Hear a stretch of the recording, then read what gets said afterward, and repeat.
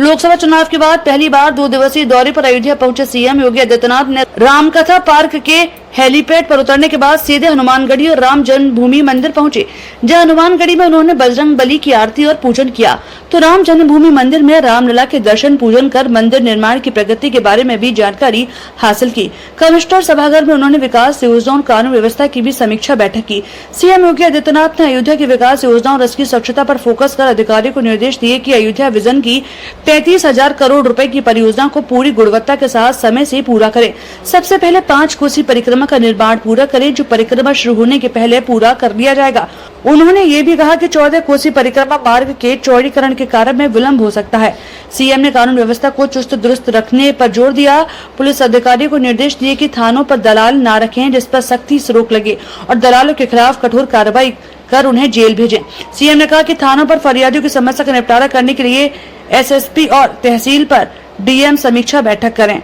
CM Yogi Adityanath ने अयोध्या के लोगों की नाराजगी को दूर करने की पहल की। उन्होंने निर्देश दिए कि अधिकारी अयोध्या के लोगों से संपर्क बनाए रखें और जनप्रतिनिधि से भी संपर्क और संवाद बनाकर समस्या का निदान करें। उन्होंने राम पथ और अन्य सड़कों के निर्माण के समन्वय की कमी के चलते पैदा हुई समस्याओं को लेकर गंभीरता दिखाई।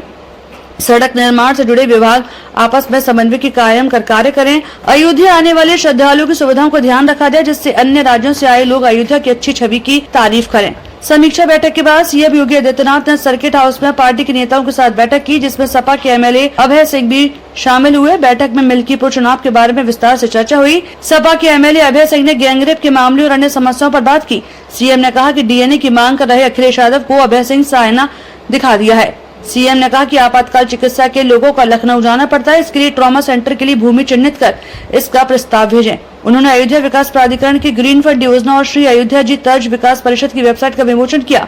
साथ ही अयोध्या को 1000वें होम स्टे को सर्टिफिकेट दिया। सीएम ने साकेत सदन के निर्माण, राम की पैड़ी की दर्शक, दीर्घा गोल्फ कोर्ट योजना, धर्म पथ पर बनी अयोध्या हाट का निरीक्षण और उद्घाटन किया। इसी अभियान के क्रम में प्रधानमंत्री मोदी जी के नेतृत्व में जो आदरणीय प्रधानमंत्री जी ने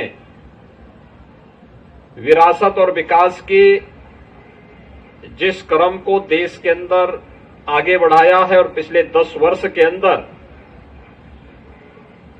जिसने एक भारत श्रेष्ठ भारत की परिकल्पना को साकार किया है, उसी क्रम में अयोध्या धाम भी विरासत और विकास के इस अभियान का एक अभिन्न हिस्सा बना है। ये नई अयोध्या भारत के विकास और विरासत की एक अनुपम छटा बिखेरते हुए देश और दुनिया को अपनी ओर आकर्षित कर रही है। मुझे बताते हुए प्रसन्नता है कि इस अयोध्या धाम में हम लोग 2023 तक प्रतिवर्ष मात्र 20 लाख तक श्रद्धालु मात्र देख पाते थे। इस बार 22 जनवरी से लेकर के 31 जुलाई तक अब तक 2.5 करोड़ से अधिक श्रद्धालुओं का अयोध्या धाम में आगमन हुआ है। प्रतिदिन एवरेज 1 से 1.5 लाख श्रद्धालु अयोध्या धाम आ रहा है और सुगम और भव्य दर्शन के माध्यम से वह न केवल अपने आराध्य प्रभु श्री राम के दर्शन कर पा रहा है, अपितु नई अयोध्या, भव्य और दिव्य अयोध्या को देखकर के अभिभूत होकर के जाता है। आज का ये कार्यक्रम इसी नव्य अयोध्या को, भव्य अयोध्या को, दिव्य अयोध्या को एक नया स्वरूप प्रदान करने के अभियान का हिस्सा श्री राम हेरिटेज वॉल के माध्यम से यहां पर धर्मपथ पर जो म्यूरल्स स्थापित किए गए हैं, रामलीला से संबंधित म्यूरल्स हैं, उनके भव्य झांकी को प्रस्तुत किया जा रहा है। अयोध्या आने वाले श्रद्धालुओं की सुविधा के लिए यहां पे आज आप देख रहे होंगे कि जो हम लोग